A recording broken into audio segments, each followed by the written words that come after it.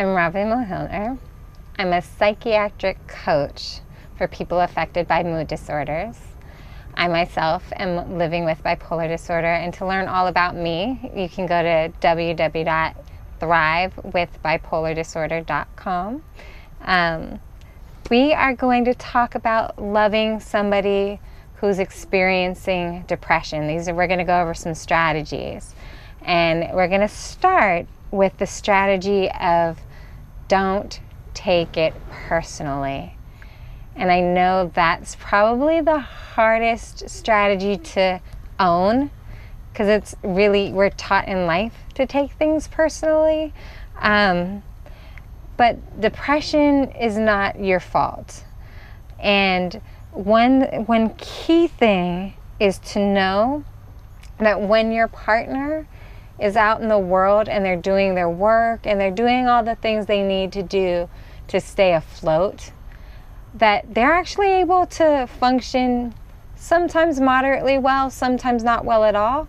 But with you, because you're their safe person, you're gonna see the heavy and the hard and the struggle, and you're gonna see the suffering that other people don't get to see. And the key is to not take it personally, that you're actually getting to see the depression while other people are seeing their smiley face, because other people are seeing their mask while you're seeing their heart, their soul, their pain, their anguish, their sadness, as well as just the hollowness that comes from complete exhaustion that depression causes. The key is to know that it's not about you, and it's gonna feel like it, and that'll make it worse. Your relationship is the safe space to let the poison out, to let the toxicity out of depression. It's a place of release. So you're the safe person, and to keep that in mind and to know that you're safe. But it's hard to not take things personally. So it's to keep in mind, that's where coaching comes in very heavily, is to always keep in mind that whatever somebody does, good or bad, that it's not about you. It's a reflection of them and their needs and where they're at in that moment. The next strategy, and it's a hard one, all of these are hard ones, is you can't make somebody who's experiencing depression feel better.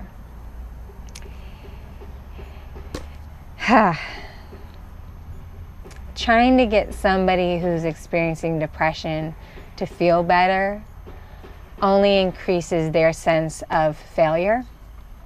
It only increases their sense of pain because they are having to reject you. It's only creating more guilt, more shame, more doubt, and more fear of the permanence that this is forever, and that they feel that they're a failure in your eyes. So instead of trying to get somebody to feel better, I encourage people to take actions that are small. Small actions together, like going for a walk, watching a TV show together, making dinner together. Simple things that you can do with each other that don't have the outcome of feeling a sense of failure. There's so much more here in my notes that I could actually share. I'm not going to. I have this great bucket of shit story, and I'll maybe make a whole video about it, but it's a great story. The number 3 strategy is all about perspective. Depression, and it's easy to say this and it's easy to think this, but it's a different thing to own it. And it's so important to own the perspective that depression is something that's affecting your loved one, but it's not who they are. And if you can own that and truly believe it, and then communicate it to your loved one and let them know that this is something they're going through, this is something they're facing, and you're facing it together, but it's not who they are, you're helping to save their life and their quality of life. If you help them to see and you truly believe that depression is holding them hostage and you're in it together versus who they are is depression. I can get into this a whole lot more, but I'm not going to. My goal is to help you know and understand how important it is to know that your loved one is not an episode of depression. Depression is temporary. It's not who they are, and for you to be able to communicate that. And sometimes, like I said, it can really take coaching to get to that authentic place where you can believe it within who you are and your partner. You don't even have to say it with words. Your partner can feel that you don't see them as a failure and you're not ashamed of them, and that you still love them in spite of the pain and suffering that they're going through because of they're going through a biological chemical disorder. I can go on there, but there's something important that I want you to understand when it comes to perspective, and that's your expectations need to be realistic, in that when somebody's experiencing depression, you're not going to get a loving response back from them. They're not going to say, thank you for understanding this. They're not going to do that. You may get nothing. During the time of depression, you may get no response.